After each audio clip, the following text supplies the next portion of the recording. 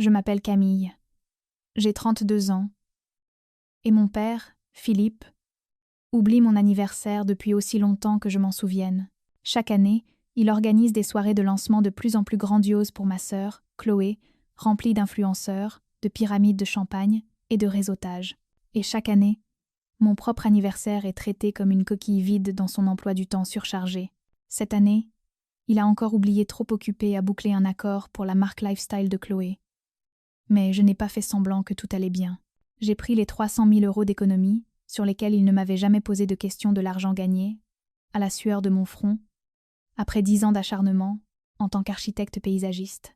Et j'ai signé des papiers qu'il n'a jamais. Vos, j'ai acheté un vieux chalet délabré perché haut dans les Alpes, une propriété qu'il avait qualifiée de sans valeur. Quand les clés ont été dans ma main, j'ai fait une chose simple. J'ai pris une photo sur la terrasse pourrie, surplombant la vallée qu'il pense posséder, et je l'ai postée avec une légende courte. La vue est plus belle d'ici. Je ne l'ai pas tagué. J'ai juste balancé ça, et je suis retournée poncer mes parquets. Avant de vous raconter comment il a essayé d'utiliser la mairie pour réduire ma carrière en cendres, laissez un commentaire pour me dire d'où vous écoutez et quelle heure il est. Je veux voir jusqu'où cette histoire de reconquête de son propre sommet peut voyager. Le bourdonnement de mon téléphone contre les lattes poussiéreuses ne ressemblait pas à une notification, mais à un frelon furieux piégé dans un bocal. Il vibrait si fort qu'il se déplaçait sur le bois, avançant vers le bord de la terrasse comme s'il voulait sauter. Je l'ai ramassé, m'attendant à l'appel spam habituel ou à un mail pro. Au lieu de cela, j'ai vu une avalanche numérique. Mon père n'avait pas appelé pour me souhaiter un bon anniversaire. Il n'avait pas appelé pour savoir si j'étais en sécurité, seul là-haut dans la montagne. Il appelait parce qu'il avait perdu le contrôle du récit. J'ai ouvert le groupe WhatsApp familial en premier. C'était une autopsie de mon post Instagram. Des captures d'écran du chalet étaient encerclées de rouge, comme des photos de scènes de crime. Ma mère, Isabelle, avait envoyé 3 textos en rafale. « Philippe fait les 100 pas », écrivait-elle. « Tu sais qu'il lorgnait sur cette crête pour un développement immobilier. Pourquoi n'as-tu pas consulté le cabinet avant de faire un tel achat ? Consulter le cabinet. » Comme si j'étais une employée faisant une demande de fourniture et pas une femme adulte achetant sa maison. Puis vint Chloé. Ces messages n'étaient pas inquiets. Ils étaient agacés. « Sérieusement, Camille ? Une cabane ?» écrivait-elle. Cette esthétique rustique jure complètement avec le lancement de ma marque de luxe la semaine prochaine. Tu nous fais une crise de la trentaine parce que tu es célibataire ? Dis-moi que tu ne vas pas poster d'autres photos de ce taudis avant mon événement. C'est mauvais pour mon image. J'ai fixé l'écran, mon pouce planant au-dessus du bouton répondre. Pendant des années, des messages comme ceux-ci m'auraient mise en mode gestion de crise. Je me serais excusée. J'aurais expliqué que c'était une ruine à rénover, que j'y voyais du potentiel, que je ne voulais blesser personne. J'aurais étouffé ma propre joie pour faire de la place à leurs égos. Mais là, debout dans l'air glacial de la montagne, sentant la sève de pine et la sciure sur mes vêtements, j'ai senti quelque chose basculer. Ce n'était pas de la colère. La colère est brûlante et désordonnée. C'était froid. C'était de la clarté. Il ne paniquait pas parce que j'étais en danger. Il ne paniquait pas parce que j'avais fait un mauvais investissement. Il paniquait parce que j'avais dépensé 300 000 € sans demander la permission. Toute ma vie, mon père avait utilisé l'argent comme une laisse. Il payait les choses pour pouvoir les posséder. Il a acheté la carrière de Chloé, son appartement, sa voiture, et en échange, il possédait ses choix. Il pensait posséder les miens aussi. Il pensait que mon indépendance n'était qu'une phase qu'il tolérait jusqu'à ce que je rentre au bercail. Mais au moment où j'ai signé cet acte de vente, la laisse a craqué. Cet argent était le mien, gagné par 10 ans de réveil aux aurores et de nuits blanches, à concevoir des jardins pour des gens qui payaient réellement leurs factures. Philippe n'était pas en colère parce que j'avais acheté un chalet. Il était en colère parce qu'il ne pouvait pas menacer de me le reprendre. Il ne pouvait pas me couper les vivres parce que je tenais déjà sur mes propres jambes. Son pouvoir était une illusion, une ombre chinoise sur le mur qui ne paraissait grande que parce que je m'étais faite toute petite.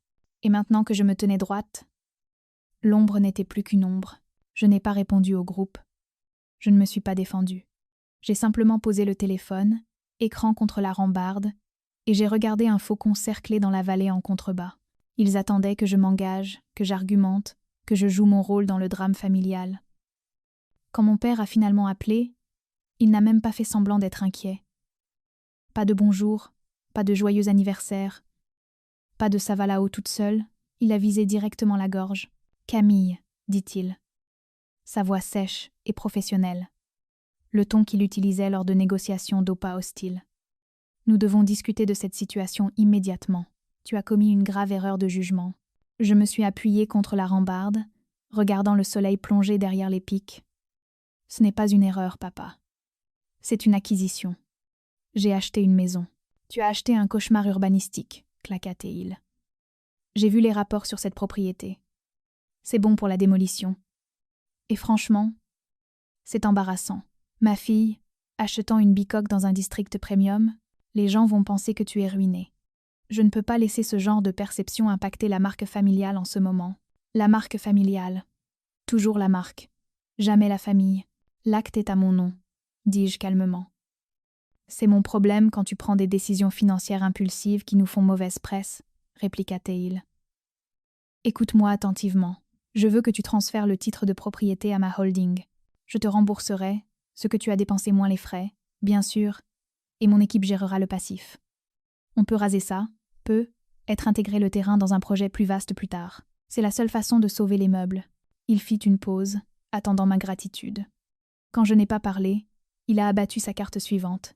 Et tant qu'on parle finance, ajouta-t-il, sa voix prenant une fausse décontraction qui me fit froid dans le dos. La fête de lancement de Chloé dépasse largement le budget. On parle de 80 000 € maintenant. Je supposais que tu contribuerais, mais puisque tu as jeté ton argent par les fenêtres pour ce tas de bois, ma main s'est serrée sur le téléphone jusqu'à ce que mes jointures blanchissent. Il ne se contentait pas de mépriser ma réussite. Il réécrivait l'histoire. Il me peignait comme l'enfant irresponsable qui avait besoin d'être sauvé, tout en insinuant que mes économies, mon argent durement gagné, auraient dû être des ressources familiales disponibles pour le projet vaniteux de Chloé. J'ai regardé mes mains. Elles étaient rugueuses, la peau sèche et craquelée par des semaines de ponçage et de transport de bois. Il y avait de la sciure sous mes ongles et une ampoule se formait sur mon pouce. C'étaient les mains de quelqu'un qui construisait des choses réelles. Pas des marques, pas des images, pas des illusions. Les mains de Chloé étaient probablement manucurées en ce moment même, tenant une coupe de champagne payée par quelqu'un d'autre. Elle vivait une vie financée par la dette et l'approbation de papa. Je vivais une vie financée par la sueur et le capital. Non, dis-je. Pardon ? Non, répétai-je. Ma voix stable et froide. Je ne transfère pas le titre. Je ne vends pas. Et je ne paie certainement pas pour la fête de Chloé. Le chalet est à moi. L'argent était à moi. Et la réponse est non. Tu fais une erreur, Camille, avertit-il. Son ton descendant dans ce registre grave qui me tétanisait quand j'étais enfant. Tu ne comprends pas comment ces choses fonctionnent. Tu joues à un jeu que tu ne peux pas gagner. L'acte est enregistré, papa, dis-je. J'ai raccroché avant qu'il ne puisse répondre. Je ne l'ai pas bloqué, pas encore. Je voulais qu'il sache que j'étais toujours là, toujours à l'écoute, juste plus disposée à obéir. J'ai regardé mes mains à nouveau. Elles n'étaient pas jolies. Elles n'étaient pas douces. Mais elles étaient à moi. Et pour la première fois de ma vie, c'était suffisant. Les feuilles d'automne sur les mélèzes virèrent alors. Mais le silence de mon père n'était pas la paix. C'était la grande inspiration, avant le hurlement. Je suis arrivée au travail un mardi matin, café en main, prête à examiner les nouveaux plans pour le projet du parc du centre-ville. Mais quand je suis entrée dans mon bureau, il y avait un homme assis dans mon fauteuil. Mon patron, Stéphane, était appuyé contre l'encadrement de la porte, l'air mal à l'aise. « Camille, dit-il, on peut parler ?» J'ai posé mon café. « Qu'est-ce qui se passe ? Nous avons reçu une plainte formelle, dit-il en me tendant une épaisse enveloppe, du service de l'urbanisme, et une enquête distincte, du comité d'éthique, concernant ta licence. » J'ai ouvert l'enveloppe. À l'intérieur se trouvait un avis de violation du code PA pour le chalet, mais pour un projet que j'avais géré il y a 3 ans. Un projet qui avait passé chaque inspection haut la main. Y étaient jointes des lettres alléguant une négligence grave, un détournement de fonds et un délit d'initié. Mes mains n'ont pas tremblé. Elles sont devenues glacées. « Qui a déposé ça ?» demandai-je, bien que je le savais déjà. « C'était anonyme, » dit Stéphane. Mais le membre du conseil qui m'a appelé a mentionné qu'ils avaient reçu un tuyau d'une partie concernée dans le secteur du développement immobilier. Quelqu'un qui prétendait que tu avais utilisé des pots de vin de ce projet pour financer un achat immobilier personnel. Philippe, il n'essayait pas de me donner une leçon. Il n'essayait pas de me faire vendre le chalet. Il essayait de me détruire. J'ai regardé Stéphane. Tu sais que c'est sans fondement. J'ai les audits. J'ai les reçus. Je sais, dit Stéphane. Mais tant que l'enquête n'est pas close, je dois te mettre à pied. Je ne peux pas te laisser signer des plans. Mise à pied conservatoire. Sans solde. Je suis sortie du bureau avec mon carton d'effets personnels, sentant le poids de la rage de mon père. Il ne voulait pas juste la terre. Il me voulait ruiner. Il me voulait rampant vers lui, suppliant pour un emploi, pour le pardon, pour un toit au-dessus de ma tête. Il pensait me dépouiller de mon pouvoir. Il pensait que mon pouvoir venait de mon titre, de mon salaire, de ma réputation. Il avait tort. Je ne suis pas rentrée chez moi pour pleurer. Je ne l'ai pas appelé pour supplier. J'ai conduit directement au service du cadastre. Je me suis assise dans les archives du sous-sol pendant 6 heures, entourée de poussière et de l'odeur du vieux papier. J'ai sorti tous les permis que mon père avait jamais déposés. J'ai sorti les cartes topographiques originales de la crête montagneuse. J'ai sorti les actes de transfert pour chaque propriété adjacente à mon chalet. Et puis je l'ai vu. Une lettre manuscrite, glissée au fond d'un dossier de zonage, datant de 1982. Ce n'était pas numérisé. Ce n'était pas en ligne. C'était un fantôme dans la machine. La lettre était de Monsieur Lefebvre, l'ancien propriétaire de mon chalet.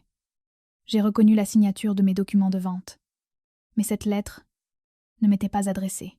Elle était adressée au conseil municipal. « À qui de droit ?» disait-elle. « Je vends la parcelle sud à la holding de Philippe Whitman sous la contrainte. Mais que le dossier montre que la parcelle nord, le sommet, ne lui appartiendra jamais. J'ai placé une servitude de conservation sur le terrain, effective immédiatement à ma mort ou à la vente de la propriété. La crête est un habitat protégé. Pas de structure commerciale, pas de station de ski, pas de lotissement. Pour toujours. J'ai fixé le papier. La parcelle nord, c'était mon chalet. Monsieur Lefebvre ne m'avait pas seulement vendu une maison, il m'avait vendu une arme. Mon père ne le savait pas.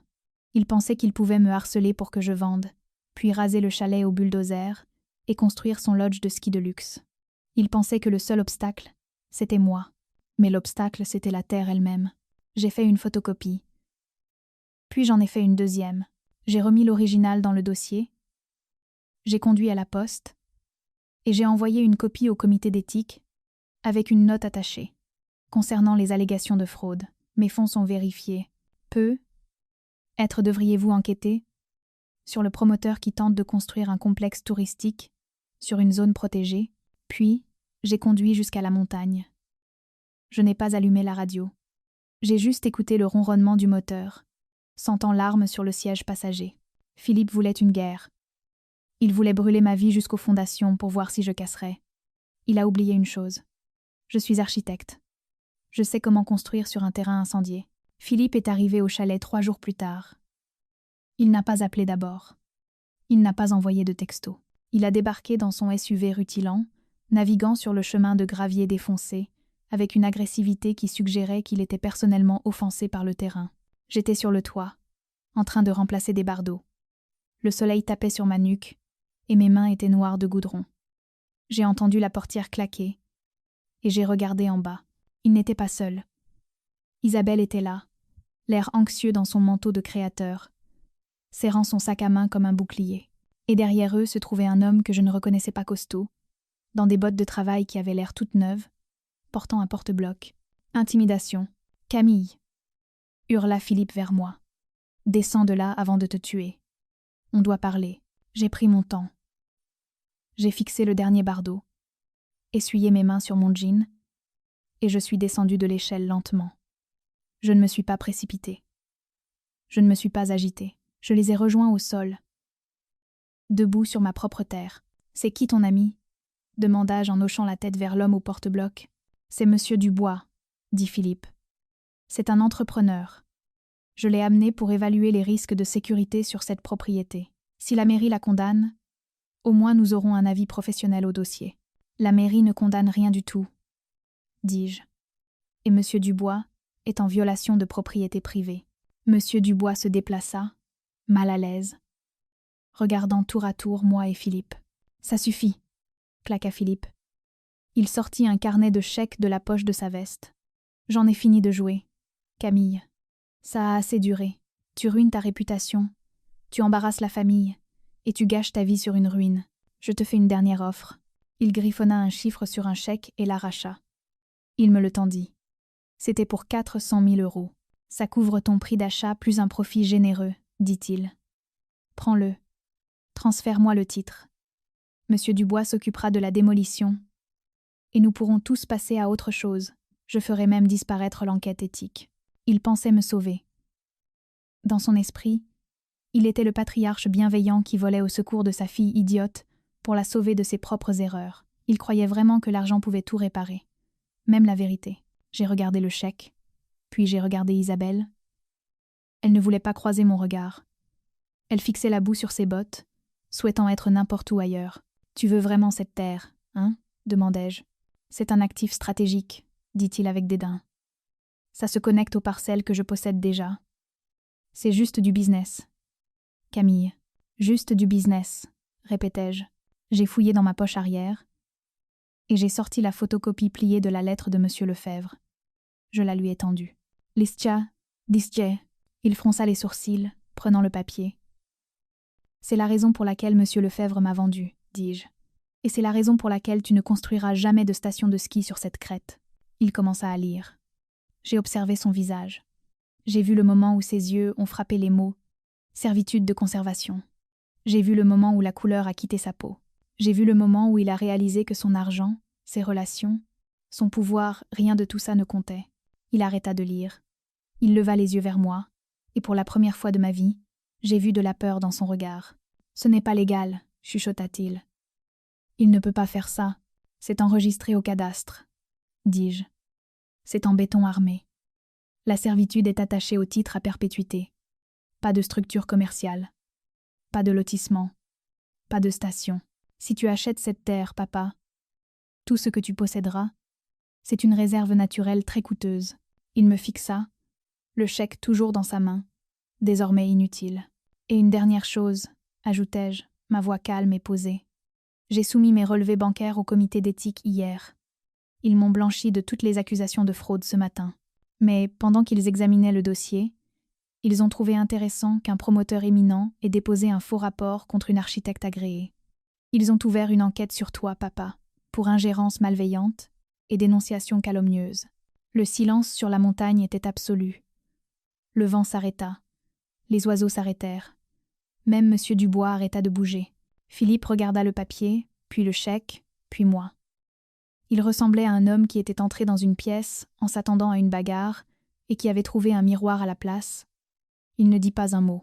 Il fit demi-tour, remonta dans son SUV et démarra. Isabelle s'attarda un instant. Elle me regarda, puis le chalet, puis les montagnes qui se dressaient derrière. « C'est magnifique là-haut, » dit-elle doucement. « Je sais, » répondis-je. Elle hocha la tête, puis se tourna et le suivit. Monsieur Dubois toucha son casque en guise de salut et retourna à son camion. Je suis restée là, seule dans l'allée, couverte de suie et de sueur, tenant l'acte de propriété de ma maison. Le chèque gisait par terre là où Philippe l'avait laissé tomber, voletant dans la brise comme une feuille morte. Je l'ai ramassé et je l'ai déchiré en morceaux. Puis je suis remontée à l'échelle pour finir mon toit. Les retombées n'ont pas été bruyantes. Ce n'était pas une explosion. C'était une érosion lente. L'enquête éthique n'a pas mis Philippe en prison, mais elle l'a mis sur la touche. Sa réputation dans l'industrie a pris un coup massif. La campagne de rumeurs qu'il avait lancée contre moi s'est retournée contre lui. Les gens ont vu un homme assez petit pour saboter sa propre fille, pour voler de la terre, et ils ont arrêté de prendre ses appels. La fête de Chloé a eu lieu, mais les photos semblaient forcées. Le financement que Philippe lui avait promis était gelé parce qu'il devait gérer des frais juridiques. Pour la première fois, l'enfant prodige a dû payer sa propre part, et le silence entre nous est devenu lourd et permanent. Je n'ai pas essayé d'arranger les choses. Je n'ai pas cherché à expliquer. J'ai réalisé que dans leur version de l'histoire, je serais toujours la voleuse ingrate qui a dérobé le sommet, et j'ai fait la paix avec ça. J'ai accepté le rôle du méchant dans leur récit parce que c'était la seule façon d'être l'héroïne du mien. J'ai fini la rénovation du chalet au printemps. Je passais mes matinées à boire du café sur la terrasse, regardant la vue pour laquelle je m'étais battue. L'air était rare et pur, et le silence n'était pas solitaire. Il était libre. 1 an plus tard, j'ai organisé un petit dîner d'anniversaire sur la terrasse. Pas d'influenceurs, pas de réseautage, juste 4 amis qui savaient vraiment quel âge j'avais. J'ai cuisiné sur un feu ouvert. Et nous avons bu du vin dans des tasses, parce que je n'avais toujours pas déballé les beaux verres. Dans les toilettes des invités, j'ai accroché un petit cadre au mur. À l'intérieur se trouvait l'original de l'avis de violation du code. C'était une blague maintenant. Une relique d'une guerre que j'avais déjà gagnée. Vous ne pouvez pas forcer les gens à voir la vue depuis votre perspective. Vous ne pouvez pas les obliger à valoriser votre travail ou à respecter vos limites. Mais vous pouvez arrêter de gravir leurs montagnes. Si vous avez déjà dû devenir le méchant pour sauver votre propre santé mentale, racontez-moi votre histoire dans les commentaires. Je lirai chacun d'entre eux depuis ma terrasse.